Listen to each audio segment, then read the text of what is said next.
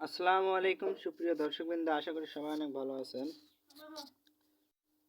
তো আজকে আমরা আলোচনা করব জুলাই বিপ্লবের শহীদদের জীবনী থাকবে পাঠ্য বইয়ে। যারা কোটা আন্দোলনে মারা গেল তাদের জীবনীও থাকবে আমাদের পাঠ্য বইয়ে। বিশেষ সর্বশেষ আপডেটটা আপনাদের সঙ্গে শেয়ার করবে আজকে। তো জুলাই বিপ্লবের ঘটনা ও বিপ্লবে আত্মদানকারীর জীবনী পাঠ্যপুস্তকে অন্তর্ভুক্ত করার দাবি জানিয়ে শহীদদের স্বজন, সহপাঠী সহ নানা শ্রেণীর মানুষ আগামী প্রজন্মকে তরুণদের এই অবদান কথা জানাতে এসব ঘটনা সন্নিবেশ করা জরুরি বলে মনে করে শিক্ষাবিদরা।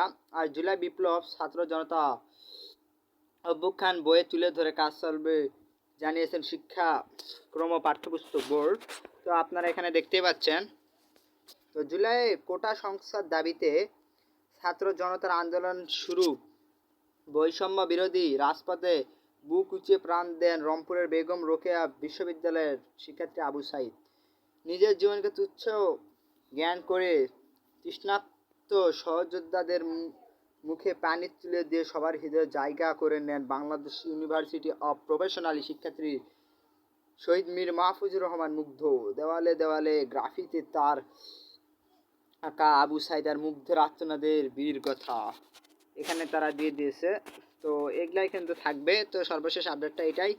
তো যদি আমার ভিডিওটা ভালো লাগে লাইক কমেন্ট সাবস্ক্রাইব এন্ড পাশে থাকা বেল আইকনটি বাজিয়ে দিও। আল্লাহ হাফেজ।